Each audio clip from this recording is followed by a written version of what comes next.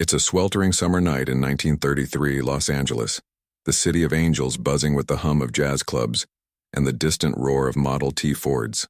In a modest bungalow on the outskirts of Echo Park, a 9-year-old boy named Elias Hawthorne sits bolt upright in his narrow bed, his small hands clutching the bedsheets like a drowning man grips a lifeline.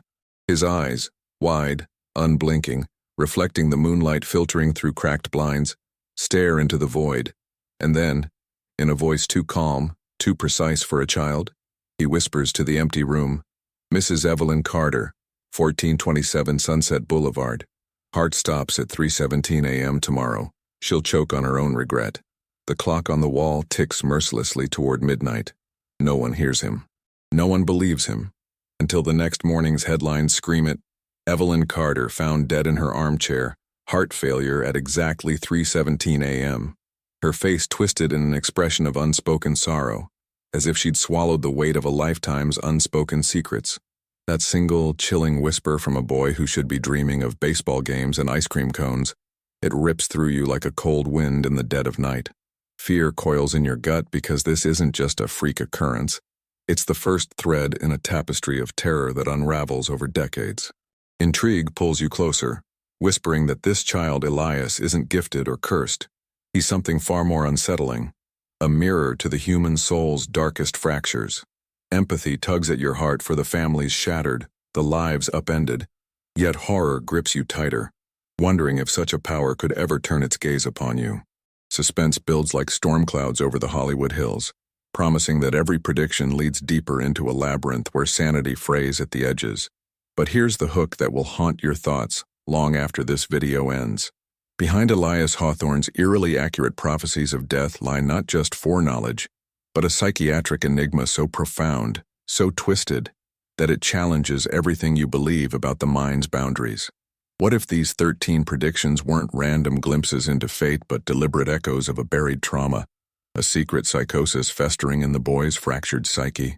Few know the full truth, a revelation buried in yellowed case files from the 1930s, sealed psychiatric evaluations from the 1950s, and whispers from survivors in the 2000s, that exposes how one child's gift masked a manipulative delusion capable of orchestrating real peril. This isn't just a story of prediction. It's a descent into the unpredictable abyss of mental fragility, where justice falters and your own safety feels perilously thin. Who was Elias really? A prophet? A predator? Or something far more insidious, hiding in plain sight? And the most unsettling question of all, if he predicted 13 deaths, how many more went unspoken, slipping into the shadows unnoticed? Stay with me, because these questions don't resolve themselves. They demand you journey to the end, where the key revelation will shatter your perception of the human mind forever. This case lays bare the fragility of morality, how a single crack in the psyche can cascade into chaos, reminding us that evil doesn't always roar. Sometimes it whispers predictions in the dead of night. We're all one unseen fracture away from the darkness Elias embodied, vulnerable, unpredictable human. Now let's connect right here, in this moment of shared unease. If this opening chill has you hooked, hit that round likes him button now, not just to support the channel but to shine a light into these forgotten psychiatric shadows, ensuring more souls discover the inexplicable truths we dare to unearth. And in the comments below, type these exact words: "I'm ready to discover the truth about this story." By doing so, you're not just engaging, you're forging an emotional bond with Elias's haunting legacy, joining a tight-knit community of truth-seekers who refuse to look away from what society buries. We're the ones who peel back the layers, who confront the psychiatric horrors no one else will touch. Thank you truly from the depths for being part of this fearless pursuit. You're already ahead of the crowd, braver than most. Prepare yourself, because what comes next contains a key revelation that will forever change the way you see the human mind.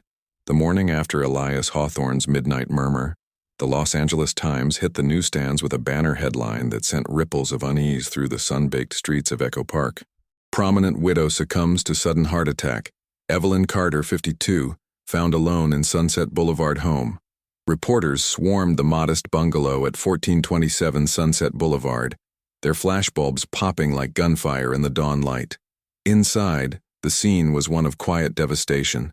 Evelyn Carter slumped in her velvet armchair, a half-finished cup of chamomile tea cooling on the side table, her silver-framed glasses askew on her nose. The coroner's report was clinical, almost dismissive. Massive coronary occlusion at precisely 3:17 a.m. No signs of foul play, no visitors logged after 9 p.m.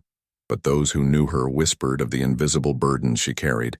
A husband lost to the 1929 crash. 2 sons scattered by the Depression's cruel winds, regrets piled high like unpaid bills. Her face, frozen in that final grimace, seemed to echo the boy's words, choking on her own regret, as if the weight of unspoken sorrows had finally crushed her from within.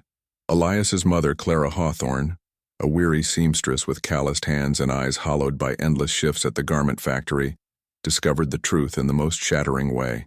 She had risen before dawn that fateful morning, as always, to prepare breakfast for her only child. Elias sat at the scarred oak kitchen table, methodically buttering a slice of Wonder Bread, his small face serene, untouched by the world's awakening chaos. "Mama," he said without looking up, his voice carrying the flat certainty of an adult reciting stock prices. "Mrs. Carter is gone now. The paper will say heart, but it was regret. She dreamed of Paris but stayed for him."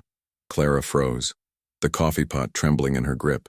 She hadn't told him about Evelyn, hadn't even mentioned the widow who lived 3 blocks away, the one who sometimes slipped Clara extra fabric scraps for mending. Elias had never met her, yet there he sat, fork in hand as if discussing the weather. Panic clawed at Clara's throat. She snatched the morning paper from the doorstep, her fingers fumbling the pages until Evelyn's obituary stared back at her, the time of death etched in black ink like a prophecy fulfilled. How did you know?" she stammered, sinking into a chair, her world tilting on its axis. Elias tilted his head, his dark curls falling over eyes that seemed to pierce straight through her. "I saw it, Mama. Last night in the quiet. She was sitting there all alone and her heart just stopped ticking, like a watch running out of wind." Clara's mind reeled, fragments of old superstitions bubbling up, her grandmother's tales of seers in the old country, children born under ill omens. But this was 1933 Los Angeles, not some fog-shrouded village. This was the era of Freud and talkies, where the mind was a machine to be oiled, not a portal to the unseen. Yet Elias's calm unnerved her more than any scream could. It was the tranquility of inevitability, as if death were merely a scheduled train pulling into the station. Word spread like wildfire through the tight-knit Echo Park neighborhood, a patchwork of immigrant families huddled against the Depression's bite. By noon, Clara's bungalow was besieged, not by gawkers, but by the curious and the desperate. Mrs. Lopez from the corner market arrived first, her rosary beads clicking furiously. "Mi niño, tell me about my husband," she pleaded, pressing a warm tamale into Clara's hands. "He coughs at night. Will the angels take him soon?" Elias, perched on the porch steps, regarded her with that same unnerving poise. "No, Senora. Your Pablo lives until the roses bloom red again. But watch the stairs. His foot slips in the rain." The prediction hung in the air, innocuous yet laced with foreboding. Mrs. Lopez nodded, crossing herself, and hurried home to bolt her doors. As the day wore on, the line grew. The baker, with his arthritic hands, the streetcar conductor haunted by war flashbacks, the spinster librarian clutching a dog-eared copy of Poe. Elias answered each with the same detached precision, his voice never rising, his predictions varying in intimacy, some swift and merciful, others drawn out with details that peeled back private lives like onion skins. "Mr. Delaney, your lungs fill with shadow on the 15th. Blame the Chesterfields.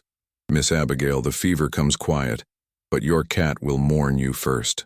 Clara watched in mounting dread, her maternal instincts warring with a burgeoning fear. This wasn't a gift. It was a curse uncoiling in her son's throat, drawing strangers into their fragile sanctuary. By evening, the bungalow reeked of sweat and desperation, the air thick with murmured prayers and stifled sobs. Elias, oblivious or perhaps all too aware, retreated to his room, leaving Clara to fend off the throng. That night, as the city lights flickered to life beyond the blinds, Clara sat vigil by her son's bedside, her sewing needle idle in her lap. "Elias, my boy," she whispered, stroking his forehead. "Where do these words come from? Are you seeing things?" He opened his eyes, moonlight catching the faint scar above his brow. A birthmark, the midwife had said, shaped like a crescent moon. It's not seeing, Mama. It's hearing. The dead talk before they go. They whisper to me so I won't forget.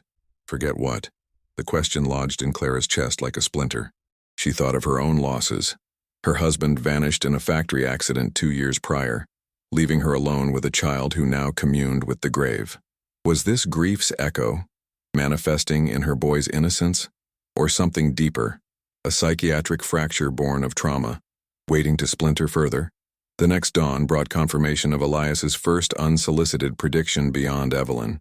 Pablo Lopez unscathed through the night, but as Clara glanced out the window, she saw him limping from a fall on the rain-slicked stairs, just as foretold. Whispers turned to shouts. The neighborhood buzzed with tales of the Echo Park Oracle. Reporters from the Herald Express caught wind, their notepads poised at Clara's door. But Clara, sensing the noose of fame tightening, barred the windows and unplugged the telephone. She knew, deep in her bones, that this was only the beginning. Elias's whispers had awakened something ancient and insatiable in the human heart, the hunger for certainty amid chaos. Yet each prediction chipped away at her son's boyhood, replacing laughter with solemnity, play with portent. Unbeknownst to Clara, across town in the gleaming offices of the Los Angeles Psychiatric Institute, Dr. Harlan Voss, a stern-faced Viennese émigré with a penchant for inkblots and electroshock, clipped the Times article to his desk. A case of cryptomnesia, perhaps, he muttered to his assistant, or precognitive delusion. The boy must be examined. Voss's interest was no mere curiosity. In the shadow of Europe's rising shadows, he sought patterns in the psyche's chaos, believing such anomalies held keys to unlocking madness before it consumed societies. Little did he know, Elias Hawthorne would become his obsession, a puzzle that would span decades, unraveling not just one mind but an entire city's fragile sanity. As the sun dipped low, painting Echo Park in bloody hues, Clara held Elias close, the weight of 13 unspoken fates pressing down like an invisible shroud. The whispers had begun, and they would not be silenced. In the quiet hours, Elias stirred once more, his lips moving in the dark. Next is the baker, Mama. Flour dust in his veins. But he fights it. For her, Clara's blood ran cold.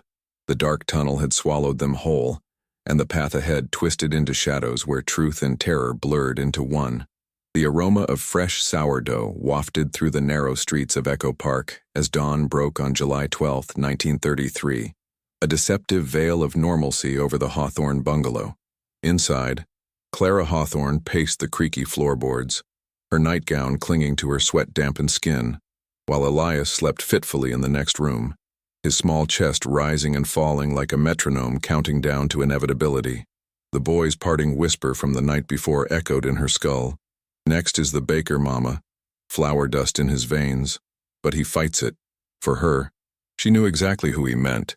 Mr. Otto Klein, the stout German immigrant whose bakery on Morton Avenue had been the neighborhood's heartbeat for 15 years. Otto's rye loaves and cinnamon rolls were more than sustenance. They were lifelines in the soup line era, doled out on credit to families like the Hawthorns who teetered on the brink. But now those same hands that kneaded hope into dough were marked for dust-choked silence. Clara couldn't bear it. Bursting out into the misty morning, she hurried the 3 blocks to Klein's bakery, the cobblestones slick under her worn slippers. The shop was already alive with the hiss of ovens and the rhythmic thump of dough against marble slabs. Otto, his apron dusted white as a ghost, looked up from his work, his ruddy face creasing into a warm smile. "Clara, meine Freundin. Early bird for a warm loaf? On the house, yeah?" But his eyes, sharp behind wire-rimmed spectacles, caught the tremor in her hands, the wild plea in her gaze. She grabbed his thick forearm, pulling him into the back room amid sacks of flour and rising trays. "Otto, listen to me, please. My boy, Elias," he said, "flour dust in your veins, it's coming. You have to stop, get away from the ovens." The words tumbled out in a frantic whisper, her face pale as the yeast she clutched like a talisman. Otto's laugh boomed at first, deep and reassuring, but it faltered as he saw the raw terror in her eyes. He sank onto a flour-dusted stool, wiping his hands on his apron, leaving ghostly prints. "The little oracle, eh?" I heard the whispers. Evelyn Carter, Pablo's tumble. But me? Ach, Clara, I've breathed this dust since I was a boy in Munich. lungs like bellows strong as the Rhine. Yet doubt crept in, a shadow across his jovial features. He told her then, in the steamy confines of the bakery, about her, Greta, his wife of 20 years, bedridden upstairs with the consumption that had stolen her vitality but not her spirit. She fights every day, Clara. For me. For our Liesel. If I go now, who bakes for them? Who holds her hand when the coughs come? His voice cracked, revealing the fortress of quiet desperation beneath his baker's bravado. Clara's heart twisted. She saw her own unspoken grief mirrored in his. Widows and orphans forged in the fire of loss. By midday, the bakery became a shrine to defiance. Neighbors, drawn by the growing legend, gathered not as supplicants but as sentinels. Mrs. Lopez arrived with herbal teas brewed from backyard sage, swearing they'd clear the dust. The librarian, Miss Abigail, brought stacks of medical journals pilfered from the public library, her fingers trembling as she read aloud about silicosis and ventilation. Even the streetcar conductor, grateful for his spared life, rigged a makeshift fan from salvaged parts, its blades whirring like a mechanical guardian. Otto, moved to his core, nodded solemnly. For Greta, he declared, rolling up his sleeves. They scrubbed the ovens, masked their faces with damp cloths, and worked in shifts to spare his lungs. Elias, summoned by Clara, stood in the doorway, his small frame silhouetted against the golden light, watching with those fathomless eyes. He fights it, the boy murmured, almost to himself. But the dust remembers. Days blurred into a tense vigil. Otto's cough, once a mere habit, deepened into a rasping specter that haunted the bakery's warmth. Greta, carried downstairs on a makeshift litter, sat propped in a wicker chair, her frail hand in his, whispering encouragements in guttural German. The neighborhood rallied, children hauling water, women mending curtains for dust filters, men donating cigarettes, ironically, to fund a doctor's visit. Dr. Samuel Levy, a kindly Jewish physician from the free clinic, examined Otto under the boy's watchful gaze. Silicosis advanced, Levy confirmed gravely, his stethoscope cold against Otto's chest. Years of inhalation, rest, fresh air, perhaps 6 months if you're lucky. Otto's eyes met Elias's across the room. The boy said, I fight for her. So I fight, doctor. For Greta. But the prediction's shadow lengthened. On the 5th night, as thunder rumbled over the San Gabriel Mountains, Otto collapsed amid the cooling racks, his breath a labored wheeze that rattled the very foundations of the bakery. Clara was there, Elias at her side as the doctor administered oxygen from a jury-rigged tank. The boy's voice cut through the chaos, soft yet unyielding. It's close, but not tonight. The dust waits for the full moon. And so it did. For 3 agonizing days, Otto hovered on the precipice, his body a battlefield where love waged war against inevitability. Greta sang lullabies from their youth, her voice a fragile thread binding him to life. The community prayed in shifts, Catholics with rosaries, Protestants with hymns, Jews with silent Kaddish, united in a tapestry of shared dread. Then on July 17th, under a moon swollen and merciless, the end came not in the bakery, but in the quiet upstairs bedroom.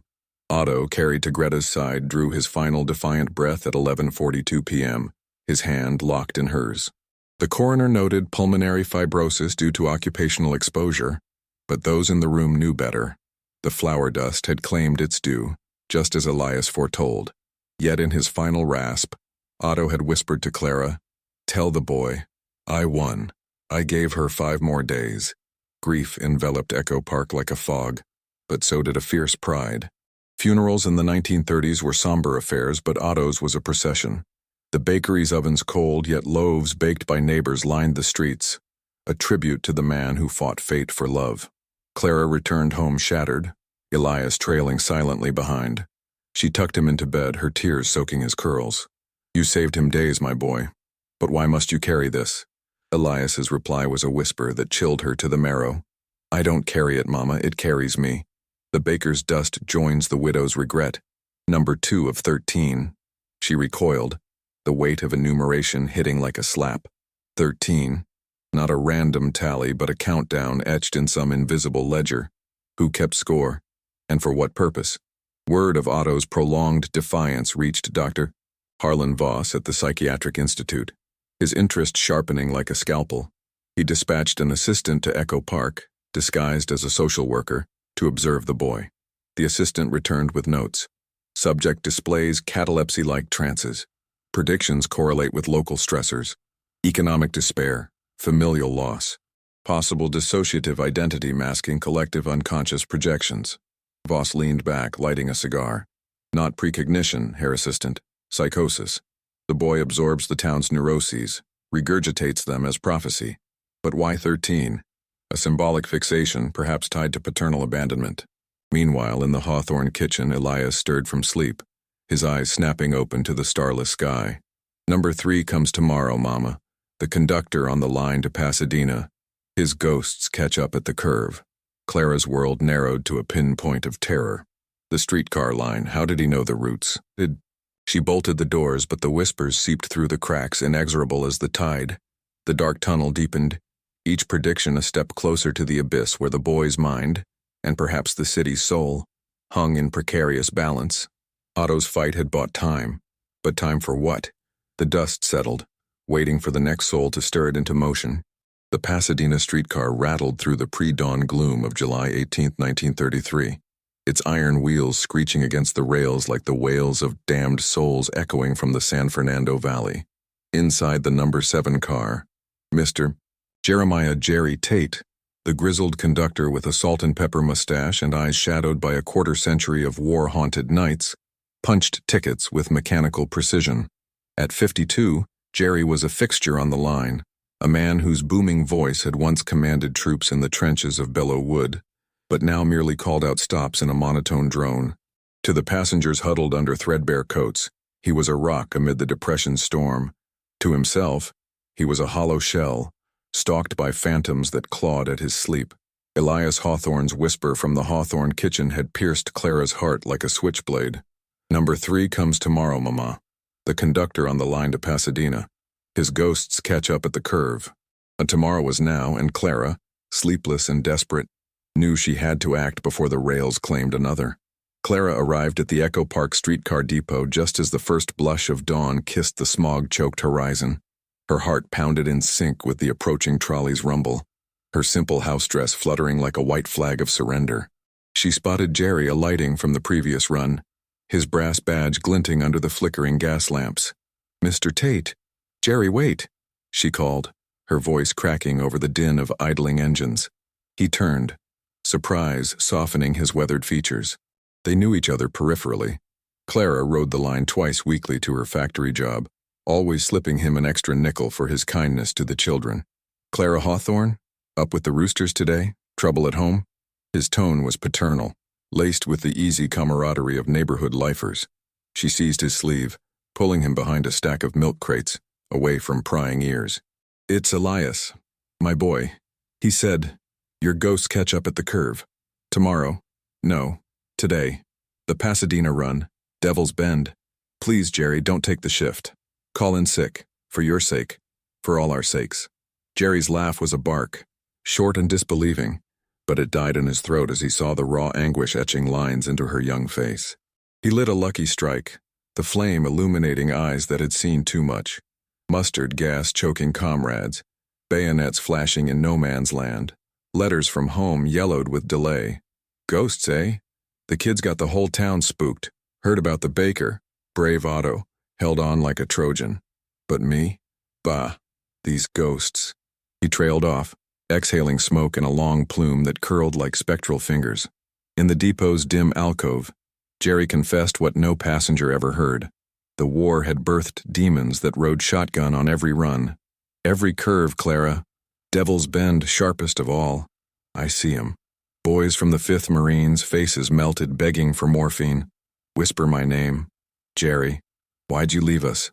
I ain't slept solid since 18. Doc says shell shock, but it's real as these rails.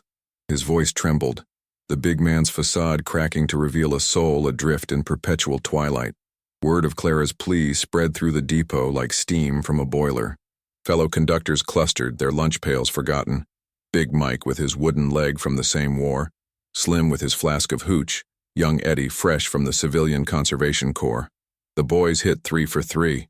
Big Mike rumbled, clapping Jerry's shoulder. "Evelyn, Otto, Pablo, Spill, listen to the lady." They pooled shifts, redrawing rosters on a grease-stained manifest. Jerry resisted at first, pride warring with fear, but Clara's plea, "Think of your Elsie, Jerry. She waits with supper every night," undid him. Elsie Tate, his wife of 28 years, a quiet seamstress whose letters had sustained him through the mud of France. For her, he nodded, handing his badge to Slim. One day off. Prove the kid wrong. The crew cheered, but Clara saw the doubt in his eyes, the ghosts already circling.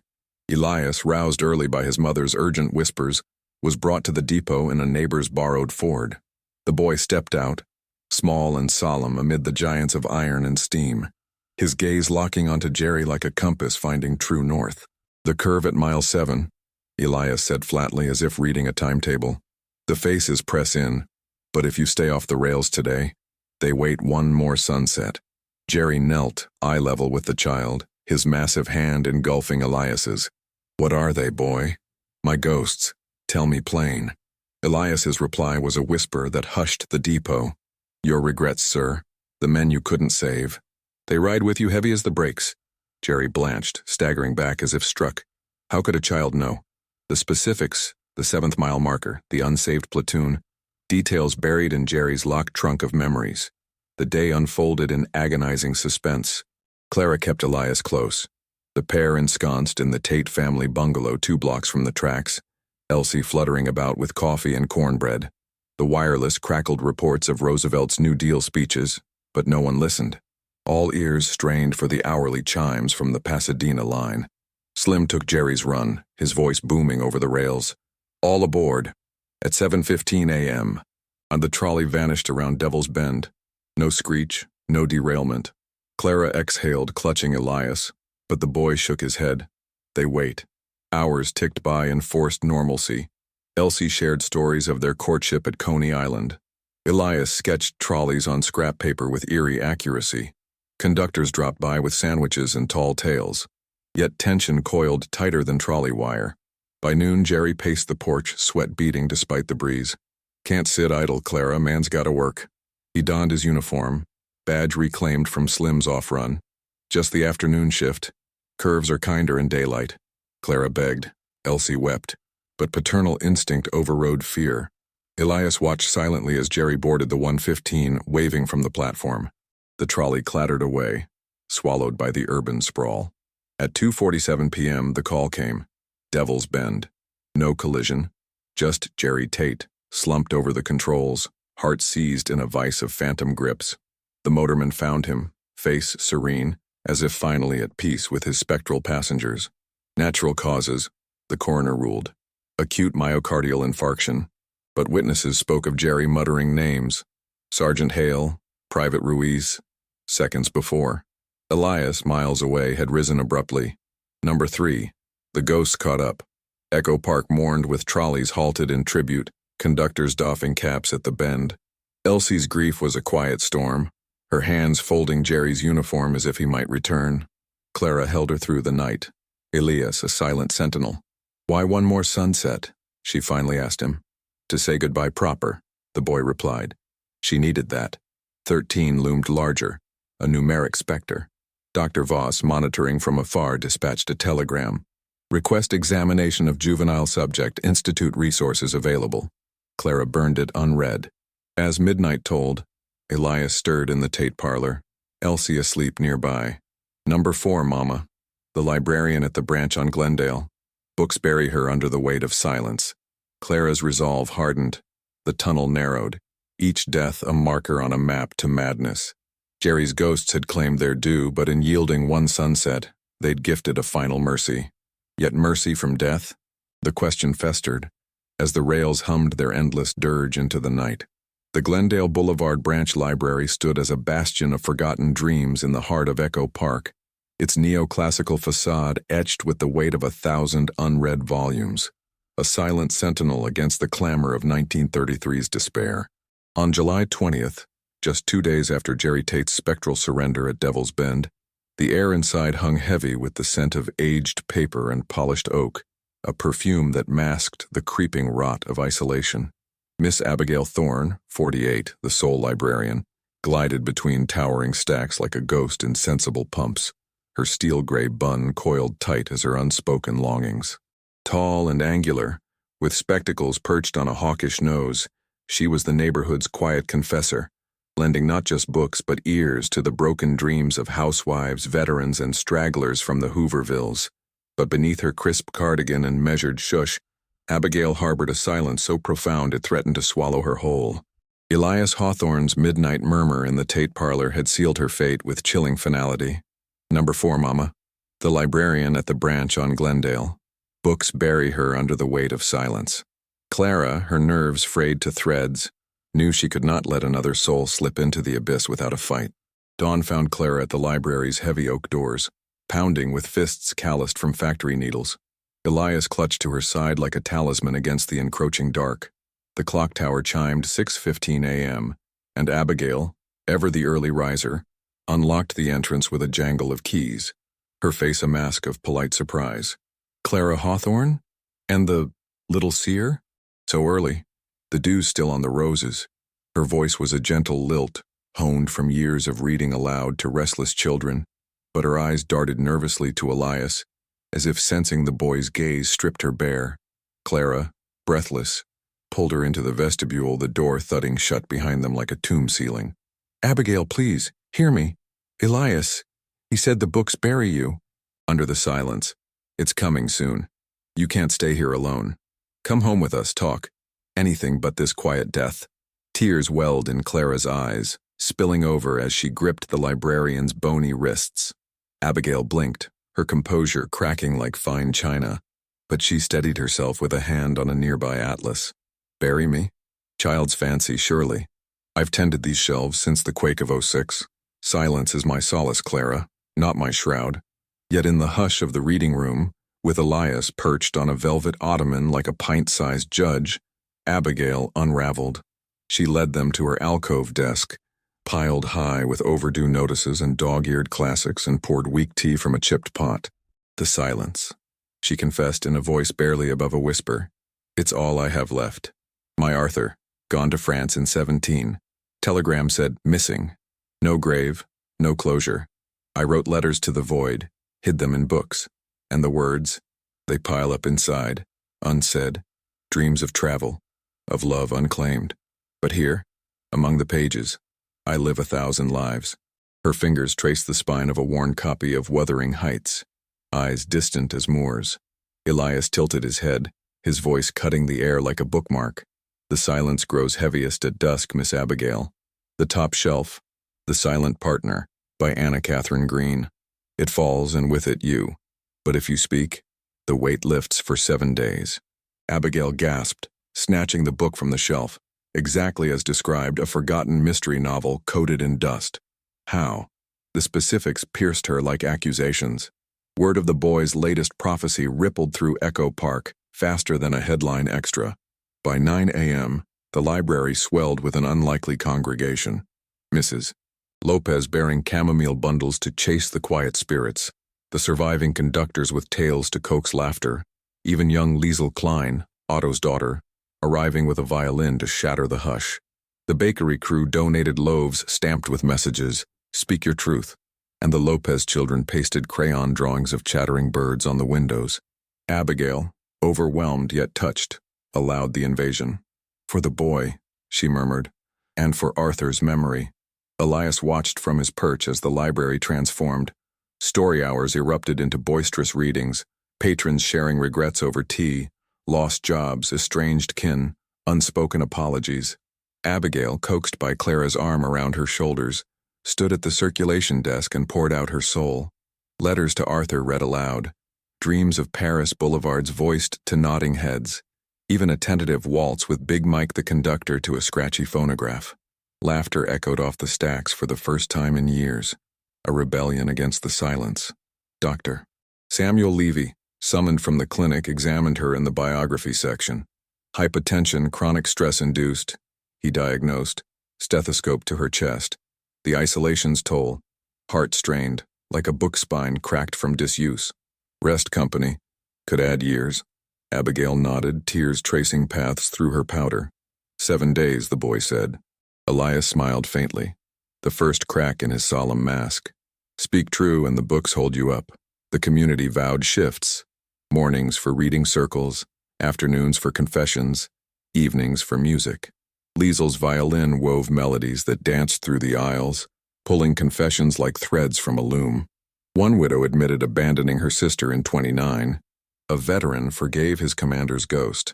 Abigail bloomed, her cheeks flushing, voice gaining strength. Clara marveled, holding Elias close. Was this salvation, wrested from prophecy? But the shadow lingered. On the 6th night, as gas lamps flickered outside, Abigail climbed the ladder to reshelve the silent partner. The library emptied save for Clara's vigil. Elias slept nearby but stirred as the bookcase groaned. "Now," he whispered. The volume slipped from her fingers, tumbling like an avalanche trigger. Shelves buckled under years of neglect, volumes cascading in a papery avalanche. Abigail teetered, arms flailing, but Clara lunged, pulling her down to safety amid the chaos. Bruised, breathless, but alive. The ladder splintered, books burying the spot where she'd stood seconds before. 7 days, Abigail gasped, clutching Clara. You spoke, and lived. Echo Park hailed it as miracle number 4 thwarted, or delayed. Repairs came swift. Carpenters from the WPA donated lumber, the community rebuilding shelf by shelf. But on the 7th dawn, July 27th, Abigail rose early, slipping to her alcove. She penned final letters, to Arthur's ghost to the town, then settled into her chair, a stack of classics at her side. At 4:22 p.m., as patrons milled, she sighed once, deeply, and slipped away, heart stilled by the peace of spoken truths. No drama, just serene closure, a faint smile on lips that had finally voiced their burdens. The coroner noted, cardiac arrest, natural, but Elias, summoned, touched her hand. Number 4. The silence released her. Grief settled softly, the library closing for a week of memorial readings. Clara wept in the stacks, Elias tracing titles with tiny fingers. She chose it, Mama. Better to go light than buried heavy. 13 pulsed like a heartbeat. Dr. Voss, his assistant embedded now as a patron, noted feverishly. Symbolic enactment. Boy induces communal catharsis. Fulfilling self-generated prophecies. Psychogenic influence. Observe escalation. Voss plotted intervention, but Clara sensed eyes upon them, barricading deeper. As twilight cloaked Glendale Boulevard, Elias stirred in the Hawthorne kitchen, moonshadows dancing. Number 5, Mama, the spinster teacher at Echo Park Elementary. Her forgotten lessons return as fever dreams. Clara's blood chilled. The school loomed 2 blocks away, another thread in the web tightening around their fragile world. The pages had buried Abigail gently, but the fever awaited, promising delirium, where truths twisted into nightmares. The tunnel wound tighter, each fulfilled whisper a step deeper into the psyche's uncharted caverns, where prediction blurred with provocation, and the boy's innocence teetered on the edge of something far more sinister. Echo Park Elementary School loomed like a squat granite sentinel on the corner of Morton and Glendale, its bell tower casting long shadows over the cracked playground asphalt as the summer sun of July 28, 1933, beat down mercilessly.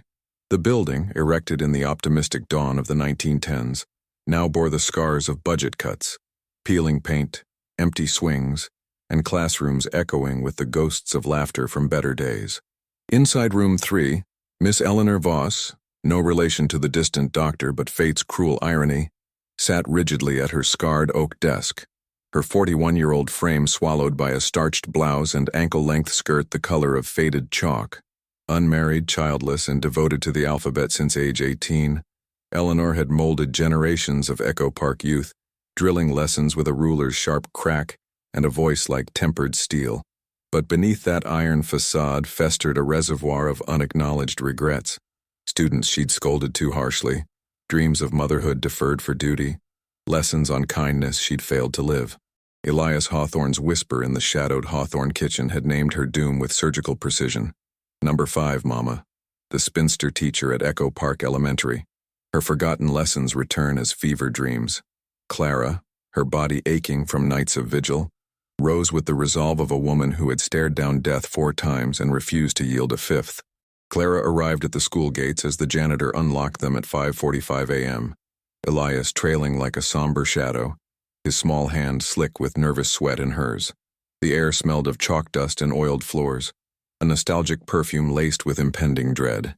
Eleanor, already at her desk arranging primers for the fall term, looked up sharply as the door creaked open. Her pince-nez glasses' magnified eyes narrowed in suspicion. "Mrs. Hawthorne? The boy?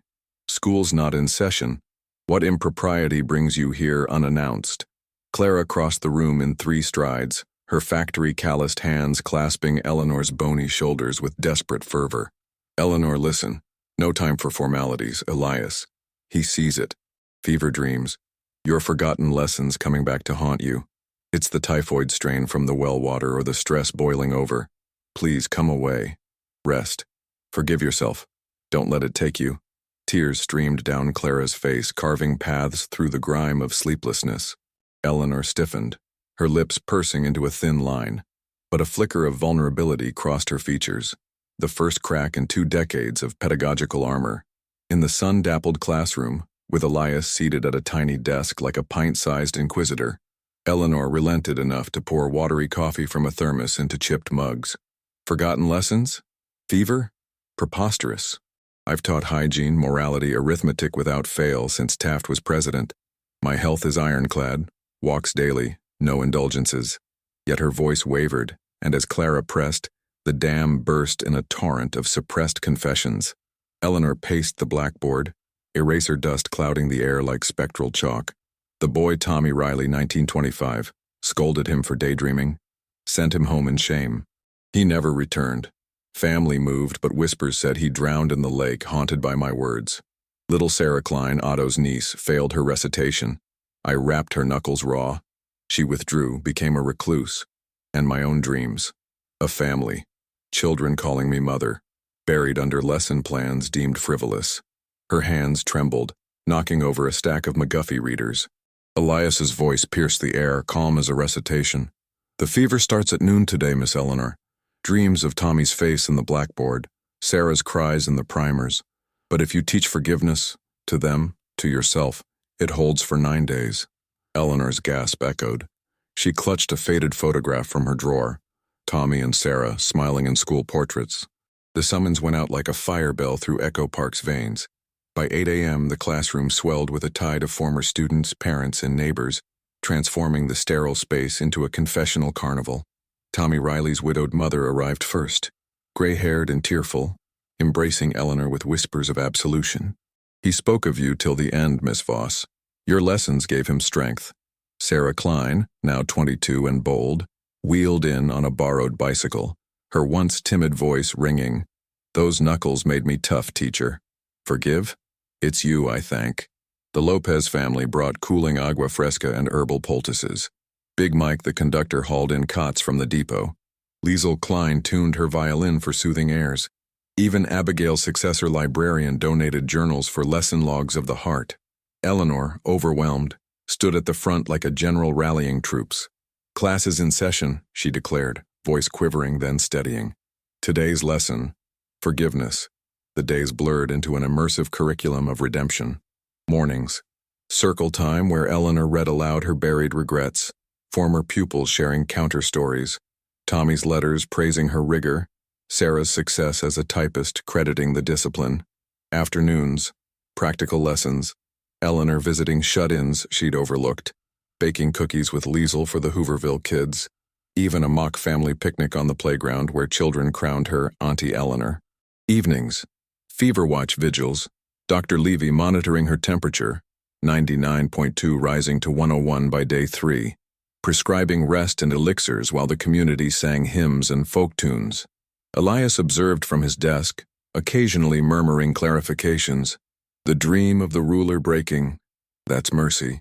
Eleanor's cheeks flushed not just with fever, but life. Laughter peeled off the rafters.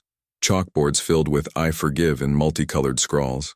One night, delirious at 103 degrees, she hallucinated Tommy reciting perfect arithmetic, Sarah dancing without fear, but Clara's cool cloths and communal chants pulled her back. 9 days, Elias affirmed nightly, his solemnity a beacon. Dr. Levy's bulletins were cautiously optimistic. Psychosomatic fever exacerbated by chronic guilt. Communal therapy inducing remission. Remarkable psychogenic reversal. The town marveled. 5 predictions, 5 delays wrested from the jaws. But on the 9th dawn, August 6th, as birdsong filtered through classroom windows, Eleanor's fever crested at 104. She taught one final lesson, voice a rasp. Children, remember. Lessons aren't just facts, they're love unspoken. Forgive freely. Patrons gasped as she swayed, but Liesel caught her, easing her to a cot. Hours later, at 3:17 p.m., echoing Evelyn's hour, she stirred once, smiled at the circle of faces, and slipped away peacefully, her hand in Sarah's. Natural causes, septicemia secondary to latent infection, the coroner wrote. But to those present it was release. Fever dreams transmuted into dreams fulfilled. Elias touched her forehead. Number 5. The lessons set her free. Mourning draped the school in black bunting, but joy threaded through. Graduation-style ceremony with diplomas of forgiveness. Clara, hollow-eyed, held Elias as they walked home. She lived 9 full days, Mama, taught till the end. 13's shadow lengthened, a numeric curse. Dr. Harlan Voss, his notes thickening, wired urgently. Immediate evaluation required. Boy exhibits Munchausen by proxy elements, inducing communal hysteria for validation. His assistant, posing as a substitute teacher, infiltrated the school, sketching Elias's trances. Twilight found the Hawthorns in their kitchen, soup simmering uneaten. Elias bolted upright, eyes glazing. Number 6, Mama. The factory foreman at the garment works. Machines whisper his neglect, crushing slow. Clara's spoon clattered. Her own workplace, where she slaved daily. The tunnel spiraled inward, predictions circling closer to home, each fulfillment peeling back layers of the boy's psyche. Innocence eroding, something calculating emerging in the fever's wake. Eleanor's lessons had illuminated briefly, but the machines ground on, promising a mechanical embrace from which no forgiveness could extract. The whispers accelerated, the abyss beckoning with industrial inevitability. The garment factory on the edge of Echo Park's industrial fringe hummed with the relentless rhythm of desperation. On August 7, 1933, its cavernous halls a labyrinth of whirring sewing machines, clattering looms, and the acrid tang of hot oil and sweat-soaked cotton. Brick walls, stained black by years of smog and sorrow, enclosed a workforce of gaunt immigrants and Dust Bowl refugees, their fingers flying like trapped birds to stitch dreams into threadbare reality. At the heart of this mechanical maelstrom stood Mr. Victor Russo, the 55-year-old foreman, a barrel-chested Italian with a gravel voice honed from Newark docks and a limp from a .22 strikebreaker's boot. Victor ruled with a barked command and a ledger's cold eye, enforcing quotas that ground souls as surely as gears ground thread. But beneath his sweat-stained vest lay a father's quiet terror.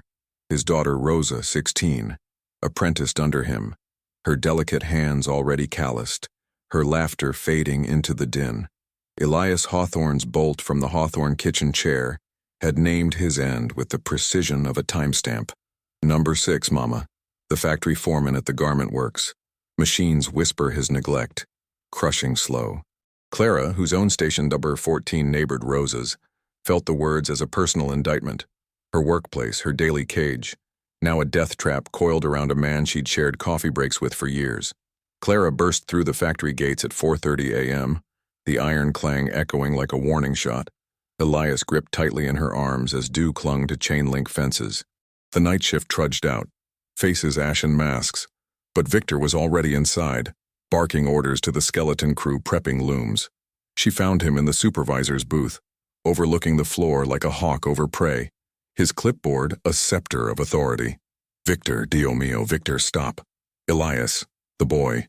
Machines crush you slow for neglect. Rosa, the quotas. It's killing you from inside. Her voice cracked over the rising whine of belts, tears mingling with the steam from pressing irons. Victor turned, his bushy brows furrowing, a cigar stub clenched in yellowed teeth. Clara? The oracle kid? Madame, woman, I've heard the tales. Widow, baker, teacher. But me? These machines are my babies. I neglect them, they spit thread. And neglect? Bah, quotas keep bread on tables. Yet his eyes betrayed him, flicking to Rosa below, her small frame hunched over a singer pedal, foot blurring in frantic rhythm. He stubbed out the cigar, descending the catwalk with a heavy tread. In the dim glow of overhead bulbs swaying like pendulums, Victor ushered them to the break room, a cramped nook of scarred tables and a hissing radiator. Elias sat on a crate, legs dangling while Clara poured bitter coffee from a communal urn. Victor's facade crumbled as the boy spoke. "The neglect starts in your chest, Mr. Russo. Heart whispers to the loom at shift's end, August 12th. But if you teach safety, slow the machines, hold Rosa close, it pauses for 11 days. Victor blanched, clutching his breast where angina had nipped at him for months, unspoken to save face. How? The date.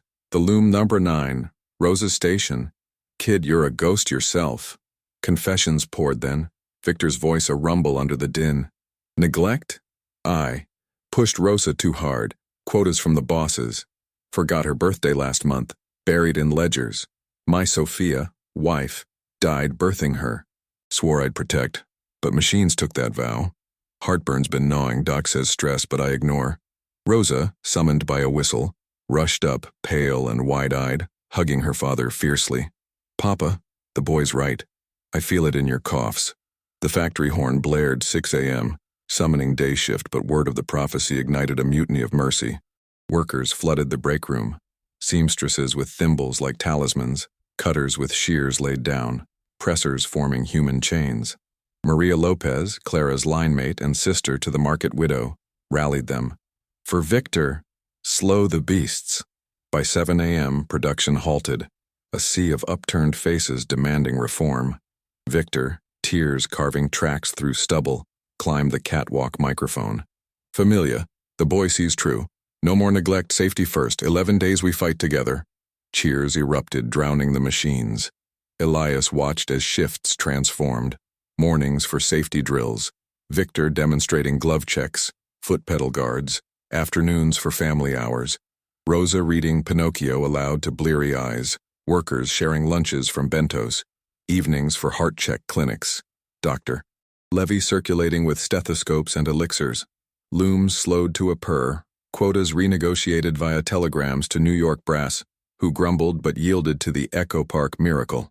11 days unfolded in a symphony of solidarity. August 8th. Victor taught Rosa machine anatomy, her laughter echoing as she oiled gears with his steady hand. Workers formed papa circles, confessing neglects, missed saints' days, harsh words to kin, forgiven in group hugs. Clara stitched banners. Machines serve, not crush. Liesl Klein arrived with violin serenades during breaks, her melodies weaving through shuttles. Big Mike delivered WPA posters on ventilation, slim-rigged fans from trolley scraps. Elias, dubbed Little Foreman, toured stations murmuring encouragements. The whisper quiets when hearts align. Victor's cough eased, color returning. Dr. Levy noted, angina reversed. Psychosomatic remission via communal catharsis. BP down 20 points. Nights father-daughter walks home. Rosa chattering of dreams beyond thread. Dancing, perhaps, like Liesl. One evening, delirious from exhaustion, Victor hallucinated Sophia at loom number 9 nodding approval. The community chanted him back, hands linked. But the 11th dawn, August 18th, dawned heavy. Victor insisted on full shift. To prove we won. Rosa begged, Clara pleaded, but paternal pride prevailed. At 5:42 p.m., as golden light slanted through grimy windows, he inspected loom number 9. The machine, tempered by care, hummed benignly, until a worn belt snapped, shuttle flying. Victor lunged to shield Rosa, belt whipping his chest. He crumpled, gasping, but workers swarmed. Maria applying pressure, Dr. Levy rushing in. 11 days, Elias whispered from the floor, touching Victor's hand. They stabilized him. Bruised ribs, minor cardiac strain. But at 7:17 p.m., in the infirmary cot ringed by faces, Victor smiled at Rosa. Taught you well, Piccolina. His breath stilled, hand slack. Myocardial infarction secondary to trauma, coroner ruled. Yet Rosa cried joy. He saved me. 11 days of life. The factory memorial was a procession. Machines draped in black thread, quotas suspended week-long. Clara, sewing Victor's vest shut, held Rosa as Elias murmured, Number 6. Neglect forgiven. Slow no more. 13's ledger turned. Dr. Harlan Voss, his assistant now a safety inspector, scribbled furiously, Proxy induction confirmed. Boys' visions catalyze behavioral change, self-fulfilling via group psychodynamics. Delusion escalating. Isolate subject. Voss mobilized. Court order pending. For boys' protection. Dusk cloaked the hawthorns as they trudged home, factory lights winking farewell. Elias stirred in the parlor, eyes distant. Number 7, Mama. The widow doctor at the free clinic. Her hidden cures fail her own shadow. Clara froze. Dr. Levy's wife widowed young, the clinic's gentle healer. The web tightened, predictions coiling homeward. Victor's machines had paused for love, but shadows lengthened, promising cures that cured not. In a clinic where mercy met its match. The tunnel plunged deeper, boys' whispers evolving, from echo to architect. Psyche's fracture widening into a chasm where innocence dissolved into insidious design. The free clinic on the corner of Alvarado and Morton stood as a flickering beacon of mercy amid Echo Park's relentless grind, its whitewashed facade peeling like old bandages under the relentless August sun of 1933. Inside, the air was a sterile symphony of iodine scents, muffled coughs, and the soft rustle of starched aprons, a sanctuary where the indigent traded dignity for doses. Dr. Lydia Beaumont, 47, widow of the late Dr. Samuel Beaumont, who perished in the 1918 flu pandemic, moved through the examining rooms with the grace of a willow in wind, her silver-streaked hair pinned severely, her green eyes holding the quiet wisdom of 1,000 healed wounds. She had inherited the clinic from her husband, transforming it into a haven for the forgotten, herbal poultices for the fevered, listening ears for the heartbroken, hidden remedies brewed from backyard herbs and smuggled European tinctures that skirted Prohibition's iron fist. But beneath her healer's hands lay her own untreated shadow, a creeping anemia from years of self-denial, coupled with the unspoken grief of childlessness. Her womb a silent tomb since Samuel's death. Elias Hawthorne's stir in the Hawthorne parlor had pronounced her sentence with the finality of a death certificate. Number 7, Mama. The widow doctor at the free clinic. Her hidden cures fail her own shadow. A Clara whose veins ran with the blood of 6 fulfilled fates felt this one slice deepest. Lydia had been her confidant through Elias's gift, stitching Clara's frayed spirit with words as deftly as sutures. Clara arrived at the clinic's back door as the first roosters crowed on August 19th, the sky a bruised purple promising another scorcher. Elias, heavy-lidded from the night's trance, leaned against her hip as she rapped urgently on the frosted glass. Lydia, already brewing her morning elixir in the dispensary, opened the door with a warm smile that faltered at their haunted expressions. Clara, my dear, and the little prophet. Dawn visit? Come tea with honey for the boy's throat. But Clara barred the door behind them, pulling Lydia into the herb-scented alcove amid jars of foxglove and willow bark. Lydia, no time for niceties. Elias sees it clear. Your hidden cures. They fail your own shadow. The anemia you've ignored. The grief eating you hollow. It's coming fast, tomorrow's end unless you heal yourself first. Sobs racked Clara's frame, her hands clutching Lydia's apron like a lifeline tossed into stormy seas. The doctor's composure wavered, her healer's mask slipping to reveal porcelain skin stretched taut over high cheekbones, eyes shadowed like bruised plums. In the soft glow of a kerosene lamp, Lydia led them to her private office, a nook cluttered with medical tomes, faded photographs of Samuel in his white coat, and a worn stethoscope draped like a necklace of regrets. Elias perched on a leather stool, his small fingers tracing the rim of a mortar and pestle, while Clara brewed chamomile strong enough to drown sorrows. Lydia's voice, usually steady as a pulse, trembled as the boy spoke. The shadow starts in your blood, Dr. Lydia. August 20th, 9:47 a.m., in the exam room 3. Your foxglove tonic turns bitter in your veins. But if you share your cures, teach us all to heal shadows. It waits 13 days. Lydia's hand flew to her throat where a faint rash betrayed her secret affliction. 13? How? The date, the room, the exact tonic I brewed last night, hidden even from Samuel's notes. Confessions cascaded then, Lydia sinking into her chair as if unburdening a decade's weight. My shadow. Yes, Clara. Anemia since 18. When the flu took him and our unborn, I cured the town, poultices for Otto's lungs, elixirs for Jerry's nerves, but myself? Denied. Feared the weakness. Childless, loveless, I poured all into these walls. Hidden cures, lavender for grief, ironwort for blood. But my shadow grew, whispering failure. The clinic bell tinkled, signaling opening hour, but word of the seventh prophecy surged through Echo Park like a fever itself. By 7 a.m., the waiting room overflowed, not with patients but pilgrims. Mrs. Lopez with bundles of medicinal sage, Liesl Klein carrying sheet music for calming airs, Rosa Russo wheeling in crates of fresh lemons from Victor's old contacts, Sarah Klein from the library with journals for shadow logs, Big Mike and Slim rigged privacy screens from Depot Canvas. The seamstresses formed a herb harvesting brigade, scouring backyards for Lydia's recipes. The widow doctor, tears glistening, stood at the dispensary counter. Class begins now. Heal your shadows with me. Cheers rippled, drowning the usual moans. Elias nodded solemnly. 13 days of light. The 13 days unfolded as a masterclass in shadowed salvation, the clinic pulsing with purpose. Mornings. Lydia's shadow rounds. Group confessions in exam room 3. Patients voicing buried griefs. A father's abandonment. A lover's betrayal.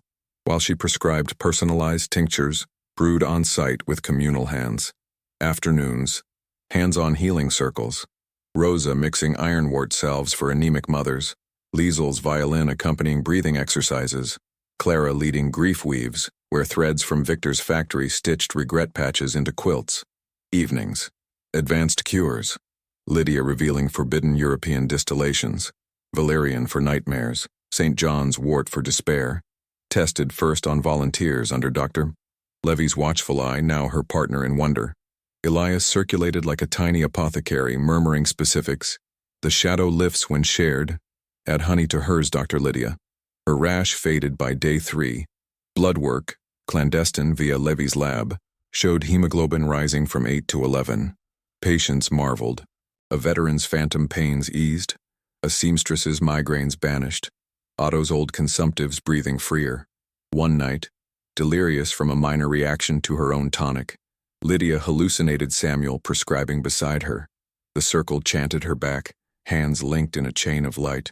Dr. Levy's logs brimmed with astonishment. Holistic psychoneuroimmunology in action. Communal disclosure catalyzing physiological reversal. Anemia in remission. Prognosis extended indefinitely. Echo Park bloomed. Backyard herb gardens sprouted. Shadow clinics popped in garages. The WPA even funded expansion. Lydia walked taller, color blooming in her cheeks. She danced a tentative waltz with Big Mike to Liesl's fiddle. Laughing for the first time since 1918, Rosa confided dreams of nursing school. Sarah penned a pamphlet, Cures for the Soul's Shadow. Clara watched, awestruck, as Elias smiled, genuinely, during a potion mixing session.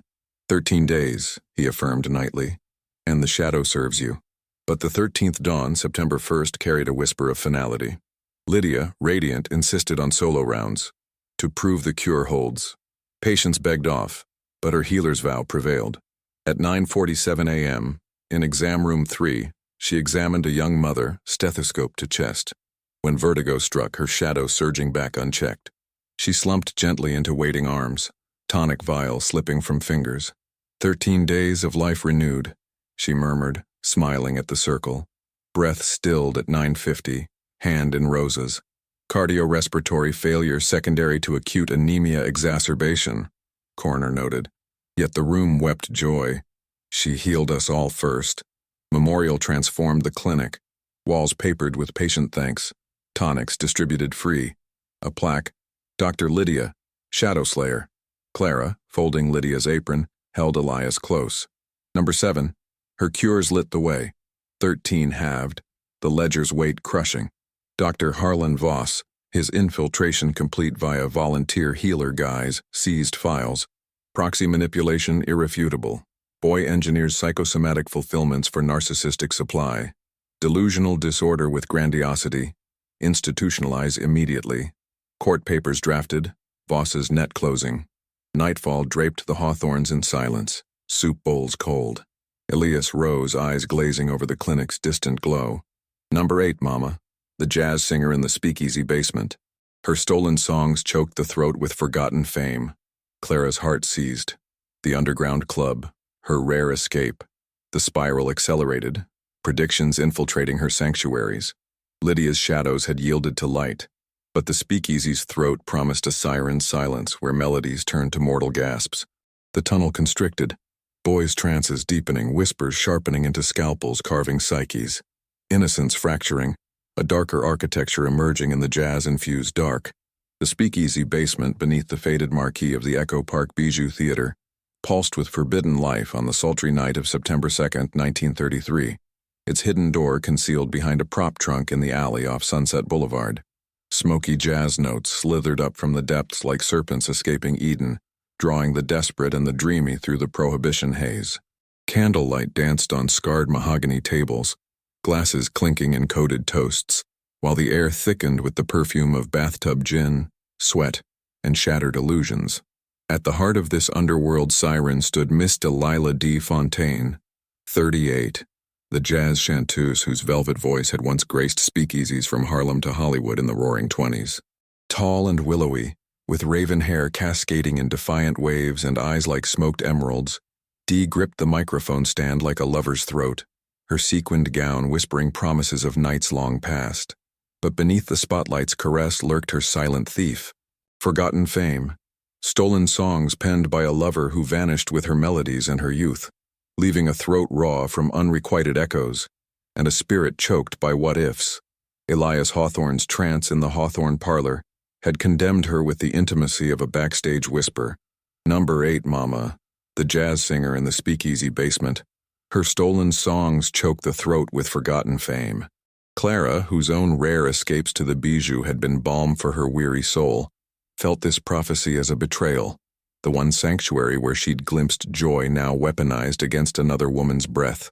Clara descended the creaky stairs at 2 a.m., the jazz swelling like a fever as she clutched Elias's hand, the boy's small frame swallowed by her shawl against the chill draft of secrecy. The password, Moon over Echo, passed her through the velvet curtain, and there was Dee mid-set, crooning St. James Infirmary, with a huskiness that masked her faltering vibrato. Clara waited until the applause died, then pushed through the throng of inebriated patrons, dock workers, starlets in waiting, WPA artists, reaching the stage wing where Dee dabbed rouge over pallid cheeks. Dee! God, Dee, it's Clara Hawthorne from the factory line. Please listen quick, the boy. Elias, and he sees your end. Stolen songs choking your throat, forgotten fame closing it shut. Tomorrow night, mid-Rhapsody in Blue. Unless you reclaim them, sing your truth. Her plea tumbled out in an urgent hush, tears glistening under the footlights as she thrust Elias forward. Dee's emerald eyes widened, her cigarette trembling between manicured fingers, but she steadied with a performer's poise, kneeling to the child's level. The little oracle everyone's buzzing about? Kid, I've dodged more shadows than you've got years, but stolen songs? How'd he know? In the cramped dressing room, a closet of faded posters and half-empty gin bottles, Dee poured bootleg hooch into jelly jars, the amber liquid catching the bulb's glow like trapped fireflies. Elias sat on a makeup stool, legs swinging, while Clara lit a candle against the gloom. Dee's facade shattered as the boy intoned, "The choke starts at 11:23 p.m. Our September 3rd on My Funny Valentine, your lover's tune, stolen and sold. Throat swells, fame's regret strangles. But if you sing originals, reclaim the night for 13 sets. It holds for 15 nights. Dee gasped, snatching a dog-eared notebook from her vanity. The very lyrics of Valentine, penned by her vanished paramour, Jack the Fox Mallory, who'd peddled them to Tin Pan Alley in 27, vanishing with her royalties and heart. 15, the number of shows we dreamed. Kid, you're peeling my soul bare. Confessions flowed like a broken levee. Jack wrote for me, Echo Lullaby. Midnight regrets, our secrets in notes. He stole 'em, left me croaking covers in basements. Fame slipped. Throat's been tight 2 years. Docs say nodes, but it's ghosts. Forgot my own voice singing his lies. Tears smeared her mascara, but fire kindled. 15 nights? I'll belt originals till the rafters fall. Word ignited the speakeasy like a Molotov. Bartenders hollering to back alley whispers. Patrons texting via grapevine to the entire district. By dawn, the basement brimmed. Rosa Russo with a borrowed ukulele, Liesl Klein hauling her violin case, Sarah Klein distributing lyric sheets from the library press, Mrs. Lopez brewing throat-soothing teas in bathtubs. Big Mike and Slim muscled in an upright piano from the depot prop shed, Seamstresses stitched Reclaim the Song banners from Victor's scraps. Dr. Levy arrived with otoscopes and humidifiers diagnosing vocal cord edema, psychogenic, stress nodules, hydration, rest, but communal release could reverse. D, reborn, climbed the makeshift stage at 4 p.m. Family, the boy's truth sets me free. 15 nights of my jazz, sing with me. Roars shook the joists, Elias nodded from the wings. 15 sets of light. The 15 nights unfurled as a jazz jubilee defying the law's shadow. Opening night, September 3rd. D debuted, echo lullaby, voice cracking then soaring, patrons harmonizing in tearful chorus. Mornings, songwriting circles, D coaching Rosa on ballads, Liesl fusing violin riffs, Sarah penning choruses of redemption. Afternoons, throat clinics, Lopez teas steaming, Levy's mists cooling, communal hums vibrating chords loose. Evenings, sets electric, originals pouring forth. Fox's shadow, betrayal blues, basement rose, resilience rag, crowds swaying, gin forgotten for unity. Elias wove through murmuring tweaks. Softer on the bridge, fame releases. Dee's throat mended visibly. By night 5, vibrato pure, color blooming. Patrons confessed stolen dreams, lost gigs, plagiarized poems, forgiven in encores. 1 midnight, hoarse from rehearsal, Dee hallucinated Jack at the bar, nodding approval. The crowd's applause pulled her back, hands linked in rhythm. PA artists sketched posters, bootleg records spun on hidden presses. Echo Park danced, street parades at dawn, windows open to melodies, even the factory horn honking bass lines. Dr. Levy's chart sang, edema resolved 90%, vocal range restored, psychosomatic catharsis via performative reclamation, miracle metric. The speakeasy swelled to capacity nightly. Feds turning blind eyes to the healing hive. Dee mentored. Rosa dreamed radio, Liesl symphony halls, Clara crooned backups, finding voice in widowhood. By night 14, Dee's laugh rang true, a slow foxtrot with Big Mike under strung bulbs. 15, Elias affirmed post-set, and the throat owns the song. But 15th Eve, September 18th, Dee pushed for a marathon to seal the fame. Crowd begged caution, but Spotlight called. At 11:23 p.m., Mid My Funny Valentine reclaimed, her voice peaked, then faltered, throat seizing in reclaimed glory. She sank to knees, mic humming, but Rosa caught her, circle closing. 15 nights lived full. She gasped, smiling at the roar. Breath eased out at 11:27, hand in Liesl's. Laryngeal spasm secondary to chronic strain. Coroner penned. Yet applause thundered. She sang her soul free. Memorial, Bijou stage eternal gig. Recordings played weekly, lyrics etched in brass. Clara, humming lullaby, held Elias. Number 8, fame returned, throat unchoked. 13's count. 5 left. Dr. Voss, embedded as manager, snatched notebooks. Grandiose delusion peaks. Boy orchestrates mass hysteria for ego. Court order issued tomorrow. Extraction at dawn. Voss's web snapped shut. Moonrise bathed the hawthorns. Elias tranced by window. Number 9, Mama. The pawnbroker on Sunset. His hoarded debts crushed the chest like gold bars. Clara paled. The shop, her pawned wedding ring's tomb. Spiral homeward, jazz's echo fading to metallic grind. Dee's songs had liberated, but debts awaited, promising a vault where hearts turned to ledgers. Tunnel choked, whispers now commands, boy's gaze sharpening, fracture blooming into fracture's architect, psyche's dark blueprint unveiling. The pawn shop at 1427 Sunset Boulevard, eerily the same address as Evelyn Carter's fateful bungalow, squatted like a greedy toad amid the neon flicker of September 19, 1933, its grimy windows crammed with tarnished treasures, pocket watches frozen in time, violins with snapped strings, wedding bands etched with broken vows. The air inside was a musty crypt of regret, dust motes dancing in shafts of light like lost souls seeking redemption. Mr. Solomon Sol Greenberg, 62, the pawnbroker, hunched behind the bulletproof counter, his wire-rimmed spectacles magnifying eyes sharp as interest rates, his ledger a Bible of usury. A Polish Jew who fled pogroms in Umbro 8, Sol had built this vault from nickel and dime loans to desperate dreamers, amassing gold that glittered but never warmed. Yet beneath his tweed vest and calculating grin festered the true hoard, debts unpaid to his own conscience, foreclosures on families like the Hawthorns, Clara's wedding ring pawned for Elias's fever medicine in 31, unspoken apologies to a daughter estranged in Chicago over a denied college tuition. Elias Hawthorne's trance by the Hawthorne window had locked his fate with the finality of a vault door slamming. Number 9, Mama, the pawnbroker on Sunset. His hoarded debts crushed the chest like gold bars. Clara, her finger still bearing the ghost ring's indentation, felt this prophecy as a mirror to her soul. The very shop where she'd traded love for survival, now poised to reclaim another life in kind. Clara hammered on the pawnshop's iron gate at 3:45 a.m., the clang reverberating through sleeping Echo Park like a tolling knell. Elias bundled against her chest against the autumn chill nipping the air. Sol, an insomniac ledger keeper, shuffled to the door in suspenders and slippers, unlocking with a suspicious squint. Clara Hawthorne, the Oracle's ma, at this hour, another loan, or the boy come to curse my till?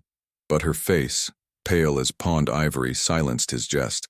She pushed inside, the bell jangling like accusation, pulling Sewell into the back office amid stacks of yellowed IOUs and a safe humming with secrets. Sol, please. Elias sees it plain. Your hoarded debts. They crush your chest like gold bars. Tomorrow noon behind that counter when Mrs. Lopez redeems her crucifix. Heart seizes unless you forgive. Clear the ledger for 17 souls. Sobs choked her, hands clawing his sleeve as memories flooded. Her rings glint in his palm. His gentle, "It'll wait, Liebchen. Family first." Sewell recoiled, but Elias's gaze pinned him, small voice slicing the gloom. 17 debts, Mr. Sol. Mine first, your guilt for Mama's ring. But forgive all, and it holds for 17 days. In the office's flickering gaslight, Sewell collapsed into a swivel chair creaking under his weight, pouring Manischewitz from a hidden flask into jelly glasses stained with years. Elias perched on a jewelry tray, gems winking like judgmental eyes, while Clara lit a yahrzeit candle against the shadows. Sol's armor shattered, ledger slapping open like a confessional. Debts? Aye, kid. Hoarded like Pharaoh's grain. Your ma's ring? Pawned for your whooping cough, 31. I charged 5% monthly, watched you thrive, but never returned it free. My Leah in Chicago refused her tuition, said earn it. She cut me off, married a goy. Foreclosed the Lopez home, 29, evicted with babes. Otto Klein's tools, pawed when bakery teetered. Jerry Tate's medals, war ghosts in hock. Every trinket a soul I crushed for profit. Chest pains? Doc says angina, but it's ledgers weighing. Tears traced his beard, fingers tracing Clara's phantom ring indentation. 17, how many IOUs? Exactly that stack. Confessions cascaded. Names, dates, regrets. Forgiving Leah via telegram that dawn. Vowing restitution. Word crackled through Echo Park's dawn telegraph like a Wall Street crash in reverse. By 6 a.m., the pawnshop brimmed. Mrs. Lopez clutching her crucifix stub. Rosa Russo with Victor's ledger for cross-reference. Liesl Klein tuning violin for debt dirges. Sarah Klein distributing forgiveness forms from Library Mimeo. Big Mike and Slim hauling safes open with depot jacks. Dr. Levy arrived with ECG wires and blood pressure cuffs diagnosing atherosclerosis accelerated by chronic guilt. Forgiveness therapy could vasodilate, extend lifespan. Seamstresses from Victor's factory stitched debt-free banners from silk scraps. Dee's jazz crew slipped in bootleg gin for liquid absolution. Sol, transformed, climbed a soapbox counter. Oy vey mishpucha. The boy frees us. 17 days. Clear every debt. Roars shook the rafters. Elias nodded. 17 souls light. The 17 days erupted as a jubilee of jubilee, the pawnshop a redemption bazaar. Mornings.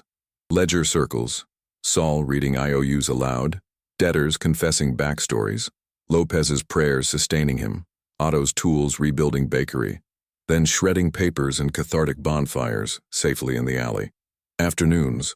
Restitution fairs. Rings returned gratis, tools polished free. Tuition wired to Leah. Reply telegram. Papa, forgiven. Evenings. Forgiveness feasts. Lopez tamales. Russo pastas. Dee's crooners serenading with Det Blues originals. Elias circulated, murmuring specifics. Leah's letter arrives day 10, chest eases. Soul's pains subsided. Levy's charts. Angina episode 0, HDL up 30%. Psychosomatic reversal via mass atonement. Echo Park transformed. Backyard forgiveness pods, WPA posters, hoard no more, even Voss's assistant, undercover teller, defected, shredding his own notes. One dusk, angina flared. Soul hallucinated Leah at the counter. Circle chants. Shalom, debt's gone. Revived him. Clara reclaimed her ring, slipping it on amid tears. Saul danced a hora with Rosa to Liesel's fiddle. By day 16, Saul walked unstooped, beard trimmed, eyes bright. 17, Elias affirmed, and gold serves souls. But 17th noon, September 26th, Soul insisted solo shift.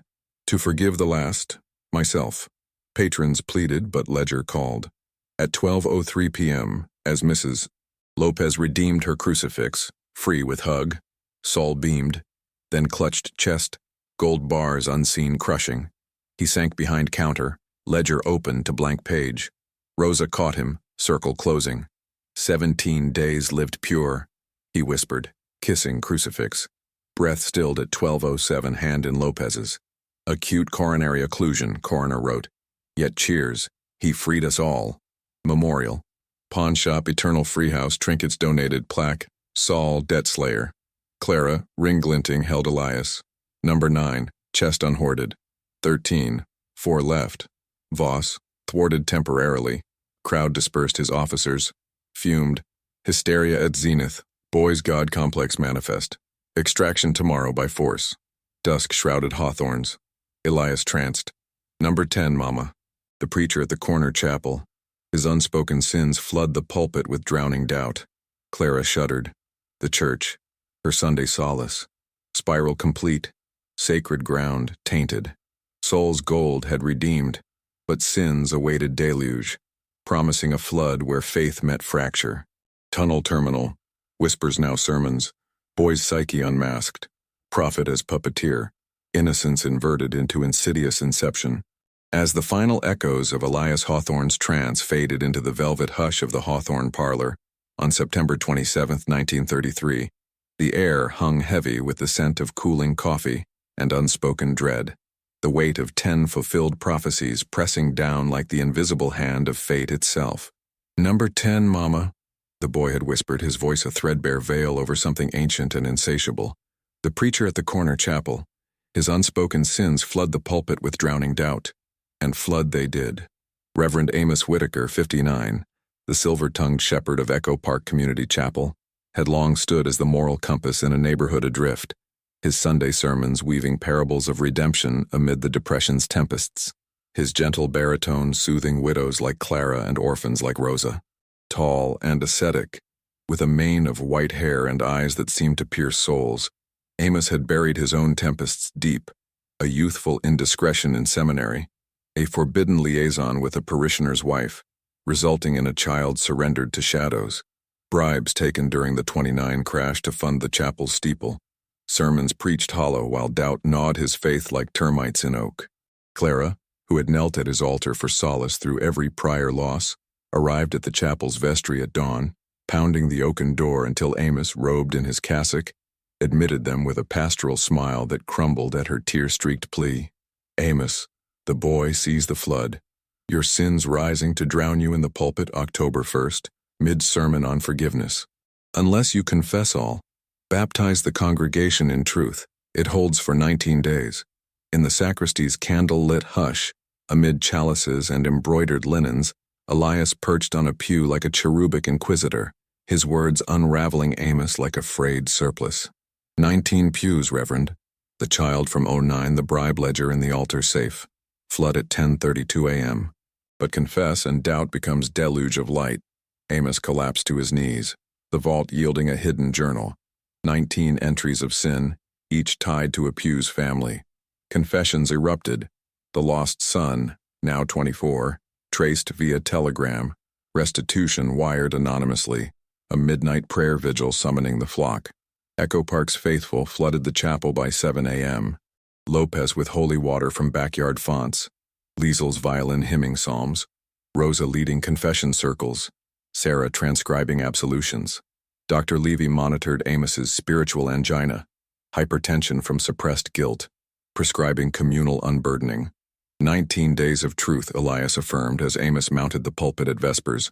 Sins confessed, join me in the flood of grace. A tidal wave of testimonies surged. Foreclosed families forgiving, veterans absolving war ghosts, seamstresses releasing factory regrets. The chapel pulsed 19 days as a confessional coliseum, mornings for private reckonings, afternoons for public baptisms in a makeshift font of rainwater, evenings for ecstatic revivals with Dee's jazz gospel fusion. Amos's doubt drowned in deluge. His pulse steadied, eyes alight. One stormy night, hallucinating his sins as rising waters, the congregation's chants buoyed him, redeemed. By day 18, he reunited with his son, embracing amid tears.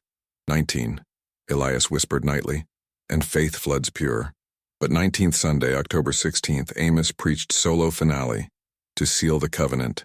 At 10:32 a.m., amid exhortation on forgiveness, truth's torrent peaked. His heart flooded in ecstatic release. He sank gracefully into waiting arms, smiling at the roaring, Amen. Breath stilled at 10:35, hand in his son's. Cardiac arrhythmia from resolved stress, coroner noted. Yet hallelujahs thundered. He drowned in grace. 11 fulfilled. But the tunnel's end revealed the shattering revelation. Dr. Harlan Voss's forces stormed the Hawthorne bungalow at midnight, October 17th, court order in hand, for the child's protection from mass hysteria. Elias, serene, submitted without struggle, his eyes locking on Clara. Number 11 through 13, Mama, they're me. The predictions, not seen, spoken. Trauma from Papa's factory death. 31. I overheard whispers. Peace delusions from neighbors' confessions manipulated delays to heal the town and feed my godshadow. Boss's evaluation confirmed. Dissociative delusion, Munchausen by proxy grandiosus. Elias absorbed Echo Park's collective neuroses via eavesdropping trances, crafting prophecies from fragmented truths. Evelyn's known heart issues, Otto's silicosis chats, engineering communal catharsis for narcissistic validation. The 13, symbolic of Papa's death date, 1/3/31. Released to therapy in 1940s, Elias vanished post-We Too. Whispers of him as a 1950s psychiatrist healing prophetic delusions in 1960s asylums, 2000s sightings as a reclusive counselor. The twist, no supernatural gift, just a fractured mind mirroring society's shadows, turning vulnerability into veiled control. Justice? The town thrived. Clinics expanded, debts erased, songs reclaimed, Elias's curse a unwitting benediction. Your safety? One whisper from your own buried truths birthing monsters. Congratulations, brave seeker. You've journeyed to the end, emerging from this macabre tunnel scarred yet enlightened. Part of the elite cadre, less than 1% of viewers dare, who confronted Elias Hawthorne's psyche unmasked. You've witnessed how a child's fracture refracted a community's light, proving the human mind's fragility forges both abyss and salvation. This revelation forever alters your lens. Evil whispers, not roars. Morality teeters on unspoken confessions. Anyone, yes, you, harbors prophetic shadows waiting to flood or heal. Now forge the bond. In the comments, type exactly. This story changed my way of seeing the human mind. By doing so, you etch your name among the most committed truth hunters, signaling to fellow explorers that you're unafraid of the psyche's depths. Your words build our unbreakable community, a digital chapel where we confess curiosities, absolve enigmas, and amplify the inexplicable no one else dares voice. Watch replies bloom. Shared chills, personal fractures revealed, bonds forged in shared suspense. You're not just commenting, you're consecrating the search. Sharing is sacred duty. Pass this video like a forbidden gospel. Text it to that friend obsessed with true crime. Post to forums haunted by unsolved souls. Embed in Reddit's RR unresolved mysteries. Why? Because in 1933's shadows, Elias healed through whispers. Today, you unleash his truth on a world blind to psychiatric precipices. Imagine, a coworker, sleepless from regrets, stumbles here, Flooded by catharsis. Life extended 19 digital days. Your share? A lifeline tossed into collective darkness, rippling to thousands, birthing mini revivals in living rooms worldwide. Don't hoard. Flood the feeds. Tag Elias, Whispers. Watch the deluge. Subscribe now, immediately onto this channel, your portal to the inexplicable. Picture it. A velvet curtain parting to reveal more tunnels. 1980s cults birthing psychic predators. 1990s amnesiacs unmasking serial saviors. 2000s visionaries veiling vendettas. You're not subscribing to videos. You're pledging to a clandestine order. The seekers of shattered minds, where each bell notifies not content, but revelation. Hit that button and feel the shiver. You're guarded in this community. Shadows banished by collective light. Turn notifications to all. Every upload a siren call to deeper dives, ensuring no whisper escapes your vigil. Metaphor. Like Elias's vault of debts, unsubscribe hoards your soul in isolation. Subscribe frees it. Gold bars turning to bridges across abyssal chasms. Continue the right. Watch next. The 1987 Asylum Oracle. Woman who echoed her own execution. Right now, in this charged afterglow. Let Elias's flood carry you onward. Your curiosity once stirred hungers eternal. You've changed. Irrevocably. Welcome home, truth seeker. The mind's macabre history awaits your next confession.